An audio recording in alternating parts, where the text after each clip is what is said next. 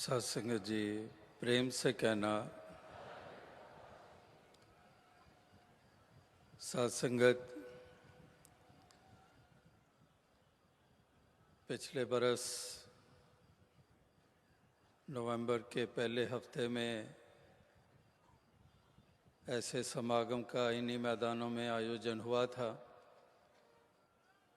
इन्हीं मैदानों में करीब 23-24 बरस हो गए हैं ऐसे समागम का आयोजन होते हुए।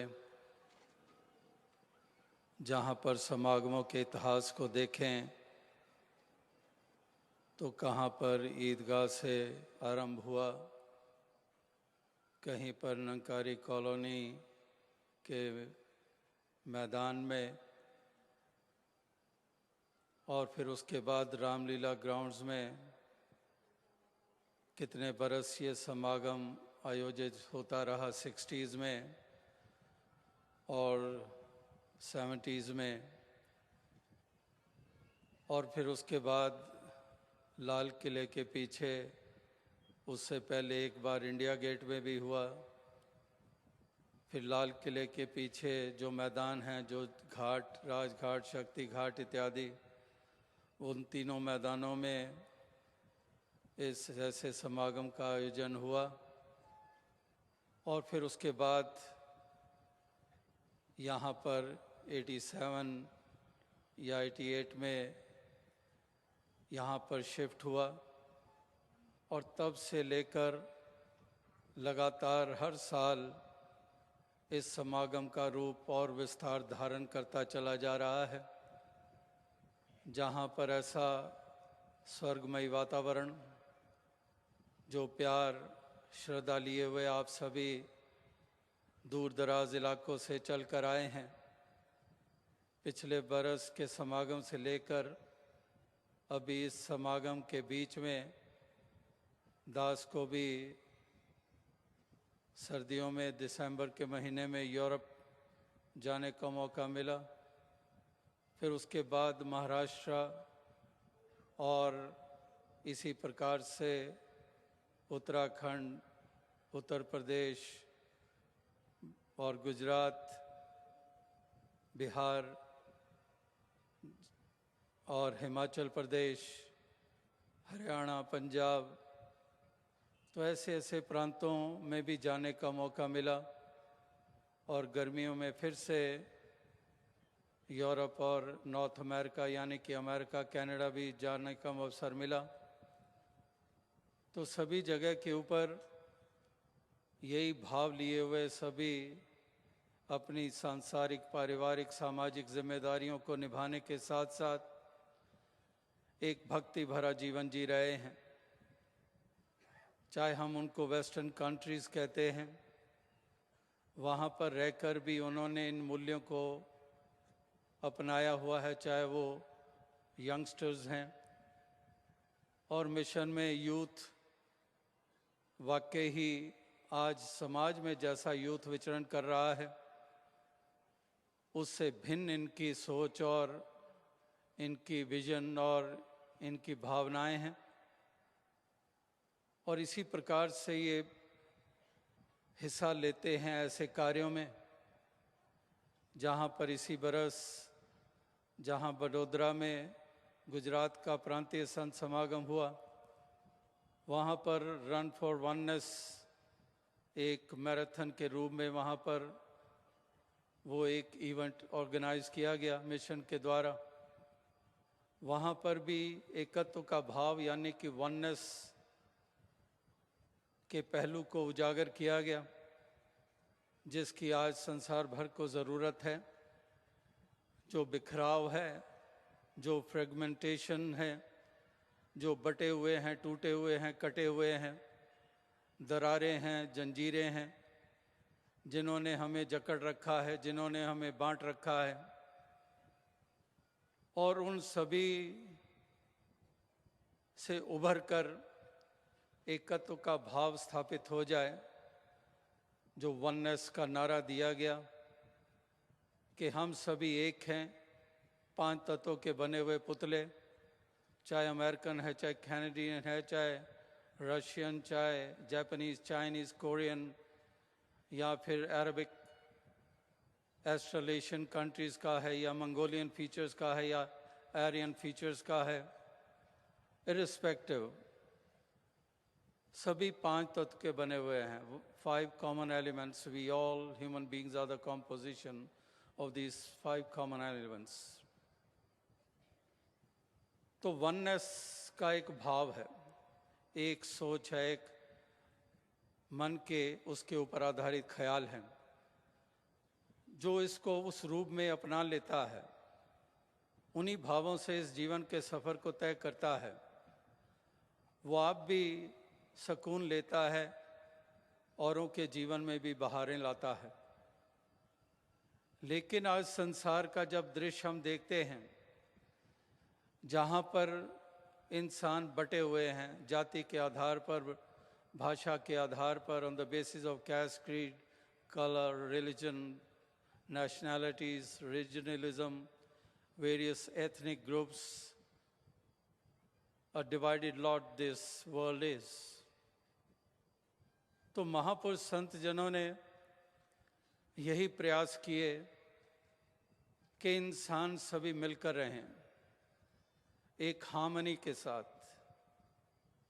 वननेस का नारा पिछले बरस दिया गया जब यूके बर्मिंघम में निरंकारी इंटरनेशनल समागम का आयोजन हुआ था, और उससे पहले बर्मिंघम में ही सिम्फनी हॉल में हार्मनी एक टॉपिक के रूप में लिया गया था।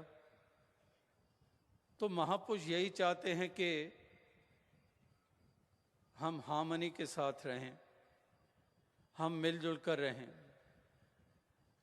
कोई भी अपने आप को एक तरफ नहीं कर सकता है। जैसे महात्मा गांधी जी ने भी कहा था कि no culture can exist in isolation. We cannot exist in isolation. Each human being is dependent on others, whether they are family members or in the society or wherever we live in this world. तो interdependence है। तो महापुरुष संत जन कहते हैं कि केवल इसलिए नहीं कि यू नीड समबडी और उसके ऊपर आप डिपेंड करते हैं, you want that support, you want that strong support system, इसलिए नहीं कि ज़रूरत है। अगर ज़रूरत के लिए भी रिश्ते जोड़े जा रहे हैं तो ये भी एक खुदगर्जी है।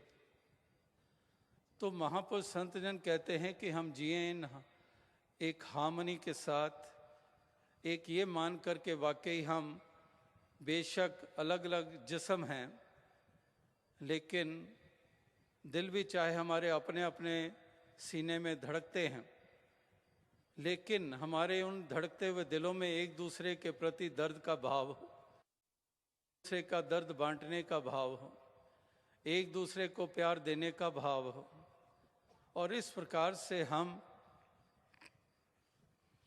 इस जहान को एक सुंदर रूप हम देते चले जाएं।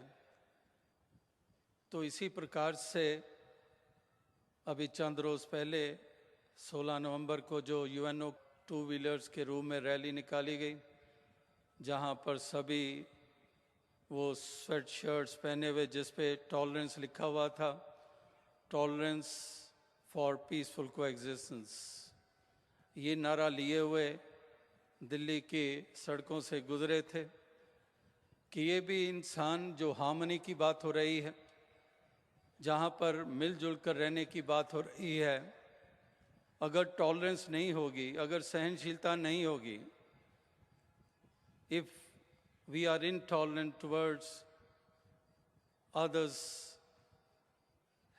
mode of dress or the language they speak or the culture they belong to or the country they belong to,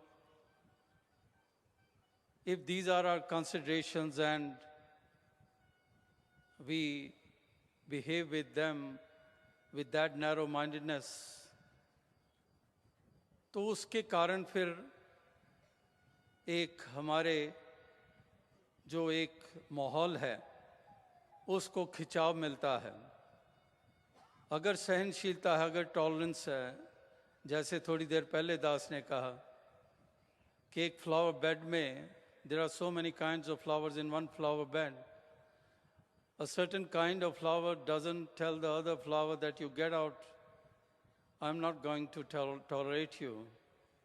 They do coexist, and because of that uniqueness of their diversity or different colors and shapes, they become a beauty of that flower bed and, for that matter, for the whole garden. Our world is also a garden. ये गुलजार है, और गुलजार को खिले रखने के लिए, ये गुलजार सुंदर बनी रहे, इसके लिए ज़रूरत है एकत्व की, वननेस की, टॉलरेंस की। इसके लिए ज़रूरत है प्यार की, करुणा की, दया की, अपने अक्स दूसरे में देखने की, अपनी रिफ्लेक्शन दूसरे में देखने की। जो प्रभु का नूर आत्मा के रूप में घट घट में बसता है, तो उस दृष्टि से हम देखें, और उस दृष्टि से देखेंगे तो कोई पराया नहीं रहेगा, कोई बेगाना नहीं रहेगा। वो दृष्टि है beyond our physical forms, beyond our dresses, beyond our languages. That sort of vision which just sees this universal spirit, this universal God almighty, the over soul.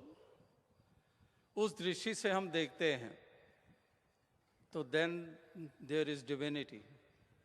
अगर हम फिजिकल फॉर्म्स तक ही सीमित रह जाते हैं, वहीं तक अटक कर रह जाती हमारी दृष्टि, फिर हम उस सोल तक नहीं जा पाते हैं जो अंश है परमात्मा की, जो एक स्पार्क, जो स्पार्क ऑफ लाइफ हम कहते हैं। That spark is of divinity which dwells in everybody. तो वहाँ तक अगर हमारी दृष्टि नहीं जाती है, फिर तो बखेड़े ही बखेड़े हैं, फिर तो दूरियां ही दूरियां हैं, फिर डाइवर्सिटी एक कर्स, एक अभिशाप बन के रह जाती है, झगड़ों का कारण बन जाती है। और आज यही तो हो रहा है, यही डाइवर्सिटी हमें ले डूबी है, इसी ने हमें दूर कर दिया एक दूसरे से। एक दूसरे को मारने काटने को तैयार हैं, एक दूसरे की जान कीड़े मकोड़ों की तरह समझते हैं। छोटे बच्चों का भी लिहाज नहीं, new born babies, we are ready to just burn them alive and make aim of our bullets। इस प्रकार से ये क्रूरता, ये एक इंसान की हैवानियत और दानवता वाला जो इसका रूप, ये हमें देखने को मिल रहा है। तो आज इस संत समागम के ऊपर आप उपस्थित हैं, एक डाइवर्सिटी को खूबसूरती के रूप में प्रस्तुत कर रहे हैं। आपने अभी इस मंच से श्रवण किए भाव, नेपाली भाषा भी सुनी आपने, आपने कन्नड़ भी सुनी, उड़िया भी सुनी, डोगरी भी सुनी और सिंधी भाषा भी सुनी, पंजाबी, हिंदी, अंग्रेज़ी भाषा भी सुनी। इसी प्रकार से एक अनेकों अनेकों भाषाओं का ये सुंदर रूप यहाँ पर है। भिन्न भिन्न प्रांतों से आप चल कर आए हैं, मिलजुल कर रह रहे हैं। एक दूसरे से अपने दामन को बचाते नहीं कि किसी को दूसरे के बारे में पता ही नहीं है यहाँ पर किस जात वाला है। सभी कंधे से कंधा मिलाकर यहाँ बैठे हैं, किसी को एक दूसरे की जाति का नहीं पता है कि किस जात का है। और अगर पता भी है, उनके लिए मैटर नहीं करती है। वो यही भाव रखे हुए हैं आप सभी के, एक नूर ते सब जग उपजा, कौन भले को मंदे लोगा भरम ना भूलो भाई, खालक खलक खलक में खालक पूर्य हो सर्व ठाई।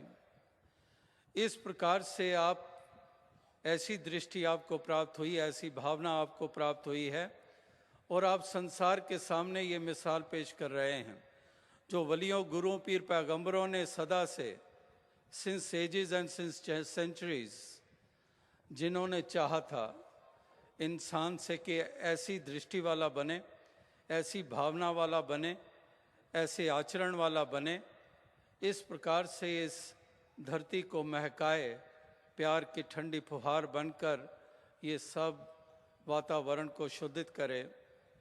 ये इस गुरु पीर पैगंबरों ने ये चाहा था। क्या हज़रत मोहम्मद साहब ने इससे विपरीत चाहा था?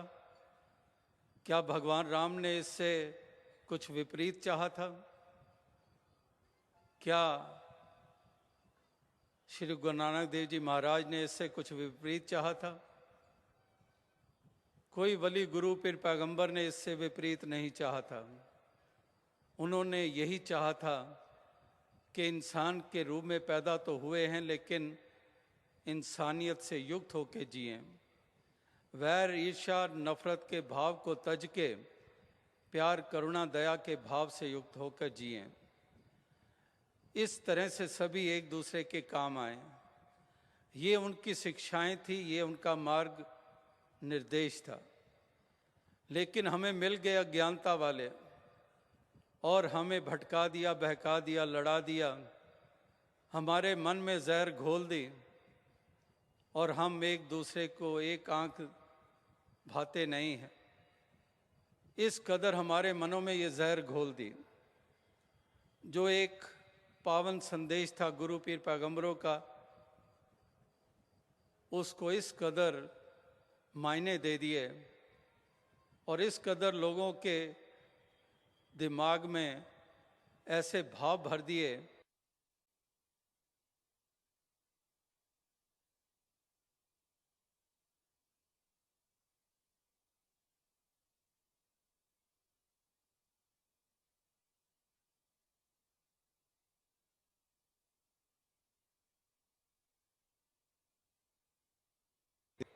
कि उससे हटकर अब वो लोग सोचने को तैयार नहीं हैं। वो भी उसी दृष्टि से देखने लगते हैं। तो ऐसा एक हमें जब कोई संग मिल जाता है, वो हमें कहाँ से कहाँ ले जाता है।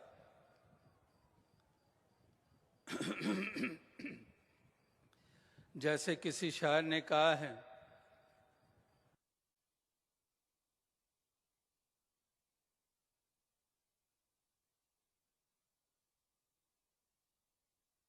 कि हुआ गुलाब तो कांटा बना गया एक शख्स, हुआ चिराग तो घर को ही जला गया एक शख्स।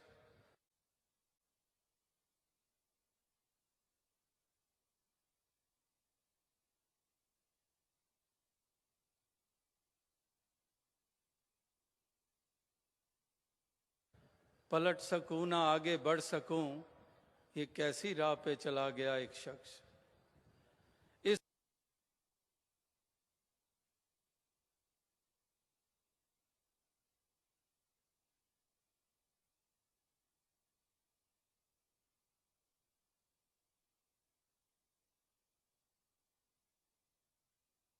इस प्रकार से ऐसे मिल जाते हमें लोग जो खुद अज्ञानता वाले होते हैं, जो खुद गर्जियों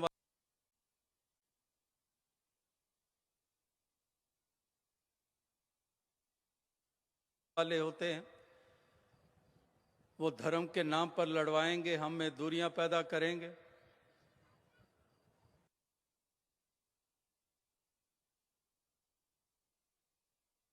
अपने गर्ज को पूरा करने के लिए नाना प्रकार के भ्रम और भ्रांतियां पैदा करेंगे। वो हमें लोग मिल जाते और हमें कहीं का नहीं छोड़ते हैं, कहीं का नहीं छोड़ते हैं। लेकिन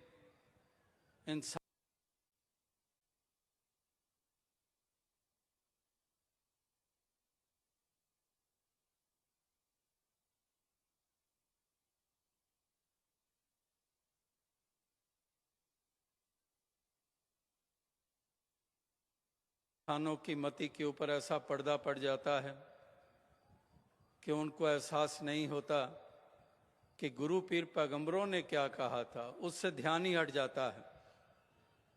जो इंटरप्रिटेशंस हमें खुद गर्ज लोग देते हैं उसको मान बैठते हैं और उसी के ऊपर हम इतने मुतस्बी बन जाते हैं, इतने फैनेटिक्स बन जाते हैं कि उससे आगे हम सोच ही नहीं पाते। भूल ही जाते हैं कि गुरु पीर पैगंबरों का मैसेज तो यूनिवर्सल था, वो हम सोच ही नहीं जाती उस तरह।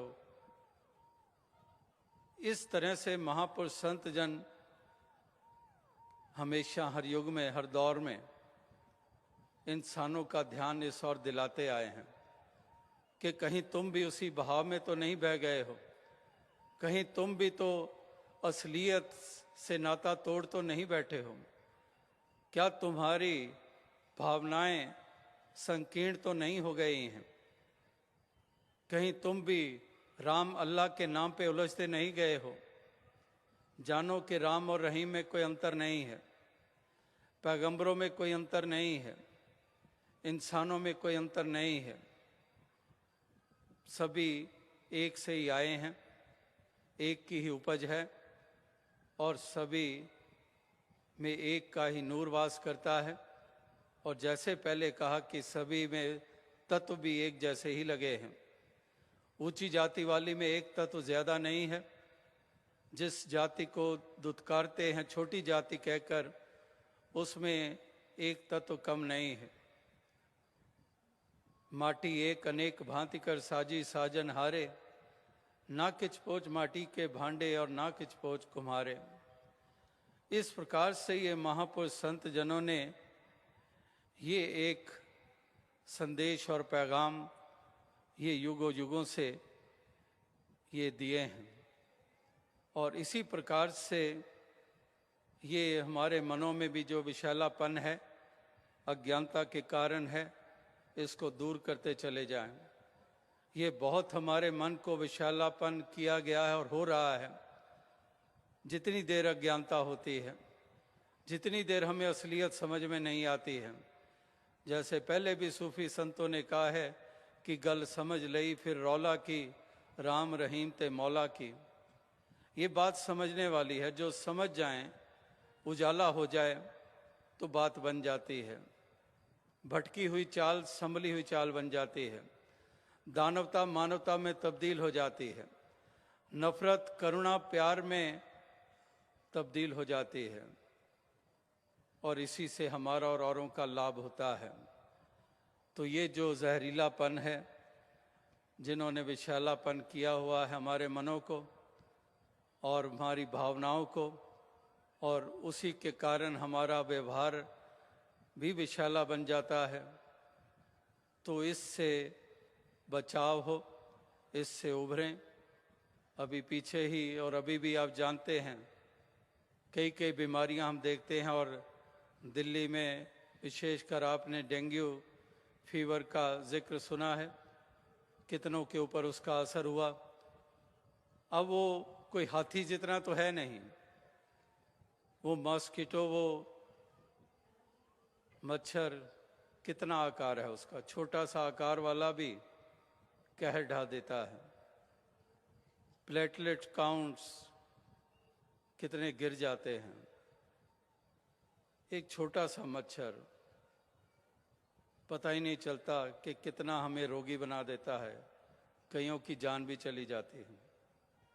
जरा सोचे, एक छोटा सा मच्छर हमारे जान पे खेल जाता है, हमारे जिस्म को कितना निढाल कर देता है और उसके कारण और ऑर्गन्स भी के ऊपर भी इफेक्ट पड़ जाता है। तो हमारे मन में कितने विषैले कीड़े हैं, वैर वाले, नफरत वाले, घृणा वाले, ये कितना नुकसान करते होंगे। जरा सोच के देखें कि एक अगर मच्छर हमारे जान तक ले सकता है, तो ये भावनाएं जो हैं विषैली, ये कहाँ हमें चैन लेने देती होंगी, ये कहाँ हमें इंसान की तरह जीने देती होंगी। ये केवल और केवल नुकसान करती हैं। तो इसलिए ज़रूरत है इस बात को समझने की और ये सदियों से, युगों से ये निचोड़ निकाले गए हैं। जैसे एक हंसी की बात किसी ने कहा, कहने लगा कि पिछले 20 वर्षों में मैंने कुछ आजमाया है, मैंने पिछले 20 वर्षों में आजमाया है। सोचने लगा दूसरा इंसान, सुनने वाला, कि पता नहीं इसने कितनी खोज की है, 20 बरस। तो कहने लगा 20 वर्षों में मैंने ये आजमाया है कि जब जब रेलवे फाटक बंद होता है ट्रेन जरूर निकलती है वहां से। मैंने 20 वर्षों में आजमाया है। तो दास भी सोच रहा था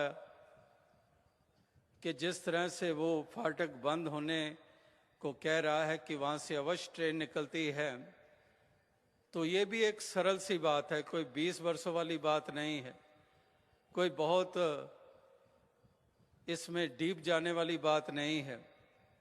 ये आजमाई हुई बात है, दिन रात